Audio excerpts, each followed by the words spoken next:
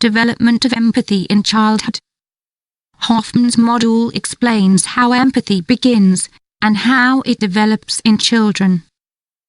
Before we explain the development of empathy in childhood, let's talk about the term itself. The origin of the term empathy comes from what the Scottish Enlightenment called sympathy. Adam Smith and David Hume, in his treatise on human nature, described it as a natural means of communication. This definition is the foundation of neuroscience, developmental psychology, and social psychology. The development of empathy in childhood reveals very interesting facts about some evolutionary aspects of our species. There is one idea that stands out: our socialization is not a result of empathy, at least not initially. In fact, evolutionary biology tells us that altruistic behavior arose before we acquired this potential. Some species that lack empathy exhibit such behavior. This is the case with social insects like bees. They die shortly after stabbing a target because they sacrifice themselves to protect their community. Thus, the connection between empathy and altruism is not simple. The developmental psychology approach. Lipp's work, 1903, focused on the difference between the terms sympathy and empathy. Researchers in developmental psychology defined empathy as a multidimensional concept that takes into account the cognitive component. Thus, it involves the recognition and understanding of other people's feelings and the emotional component related to sharing love or an indirect response. If you meet someone without a smile, give them one of yours. Dolly Partain. Cognitive models of empathy development. Since the 1990s, people have studied empathy from the perspective of emotional intelligence.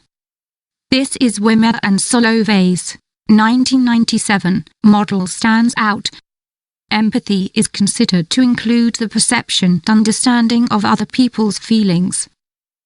Another relevant model is the Barron model of emotional social intelligence, 1997, 2000. This model posits that empathy is a component of a factor that we refer to as interpersonal skills. This means developing the emotional intelligence ability to be aware of and understand other people's feelings and ideas. These two models are not as integrative as those proposed by developmental psychology. In fact, they focus more on the cognitive component. Recently, Batson and collaborators proposed a distinction between perspective taking and empathy. Gaining perspective appears to be the precursor to specifically empathic responses. Batson et al. 1992. Hoffman's model of the development of empathy in childhood. Hoffman, a leading theorist on the development of empathy in childhood, recognizes two dimensions in the study of empathy: the recognition of other people's internal states, the indirect loving response. Hoffman's model explains how empathy begins and how it develops in children. In fact, he says the central idea is the integration of love and cognition that goes beyond an information processing approach. He argues that empathy develops in a similar way to the stages of social cognitive development. This process begins with an empathic global feeling where a child does not have a clear distinction between self and others. Thus, they are confused about the source of emotions. From here it proceeds through several phases to the most advanced step, which combines what was achieved in previous phases. In the more advanced stages, a person can be empathic with others, mainly by knowing that there are physical entities other than themselves, and that others have internal states independent of them. A mature level of empathy allows a person to be more affected by the vital conditions of others, rather than by an immediate situation.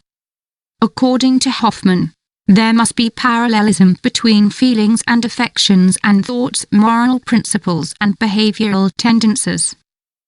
Stages in the development of empathy in childhood. According to Hoffman, the development of empathy in childhood consists of 4 stages.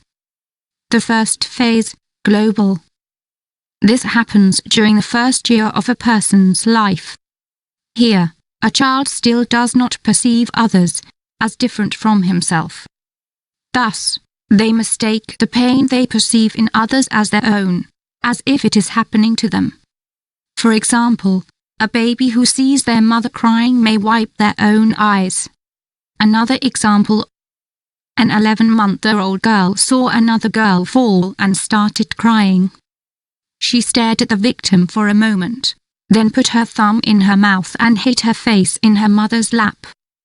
She acts this way as it would have been the most common reaction if she herself had fallen. The second stage, egocentrism. This phase corresponds to the second year of a person's life. Here, the child is aware that others can also experience unpleasant situations. However, they assume that the internal states of others are the same as those they experience themselves. For example, a 13-month-old boy who sees a sad adult may offer them his favorite teddy bear. Another example is when a child of the same age runs to find their mother to comfort another child who is crying. The third stage, other people's feelings. This phase lasts from the second to the third year of life. Here, a child is aware that the emotions they experience are different from other people's, yet they may respond to them in a selfless way.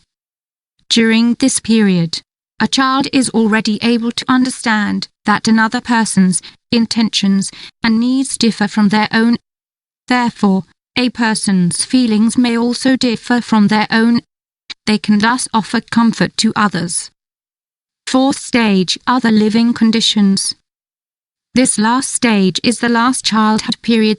In it, other people's feelings are perceived not just as reactions to a mere moment, but also as an expression of their general life experience. That is, they respond differently to transient and chronic pain conditions because they take into account the general condition of others.